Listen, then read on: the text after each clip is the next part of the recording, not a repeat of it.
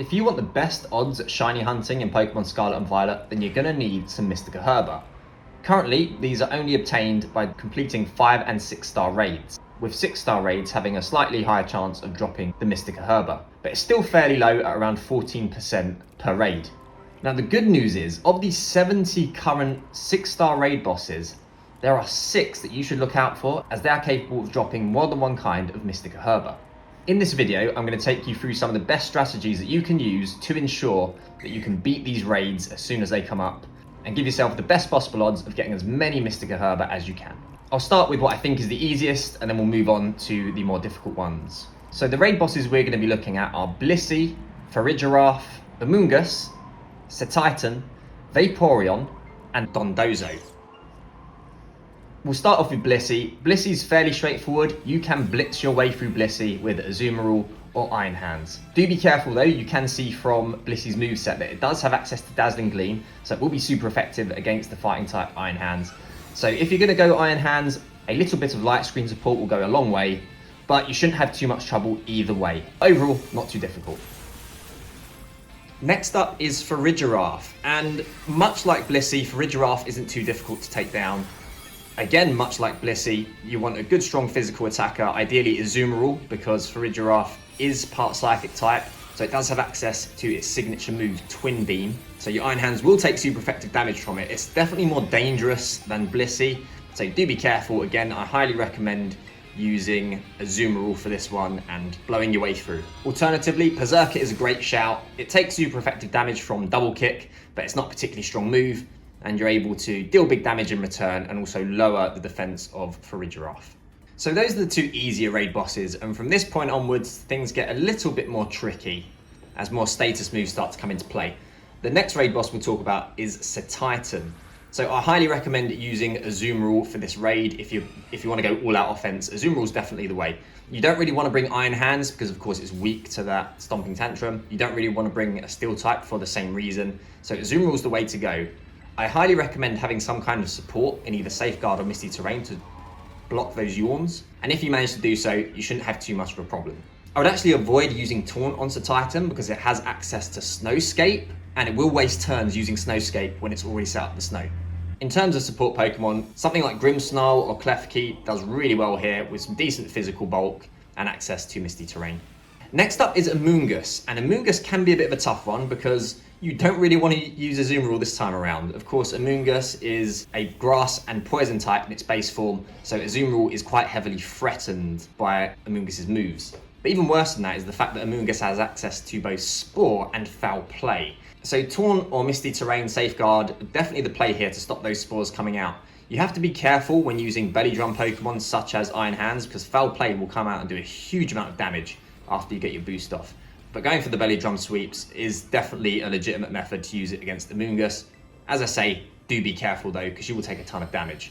Also, if you do go down the support route with Misty Terrain, do be careful because Amoonguss also has access to grassy terrain, so you'll have to be on your toes and ensuring that you keep your terrain up as often as you can.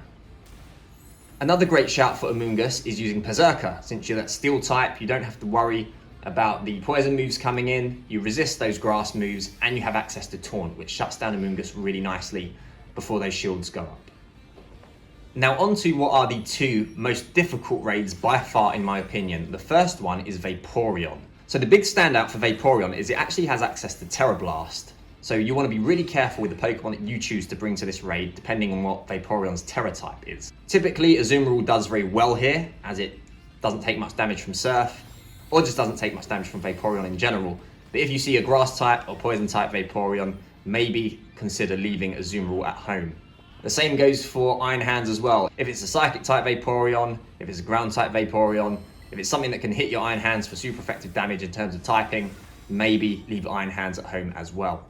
Furthermore, Vaporeon also has access to Yawn, which can be really devastating in conjunction with the other 2 moves on its set, which are Rain Dance and Calm Mind, because Vaporeon will very quickly set up Rain Dance, boosting the damage from its Surfs, which are hitting all of the Pokemon on the field, and Calm Mind to boost up its special defense and special attack as well. So Vaporeon can be a really tricky raid boss to take down.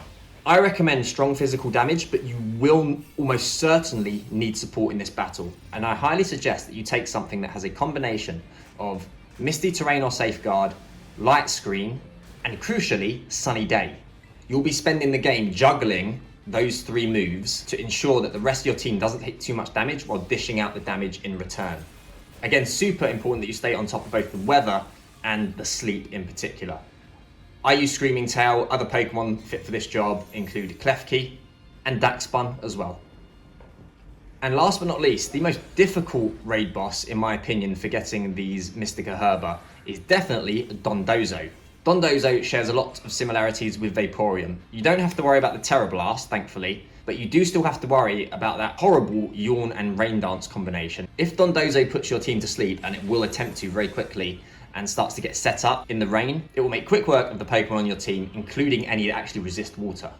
I think Dondozo could actually be easier if you attacked it on its special side, but because the raid meta is so heavily physical, you're probably going to end up with physical attackers on your team, in of course, Iron Hands and Azumarill, which are both perfectly good shouts for this raid, but you're definitely going to need that reflect support.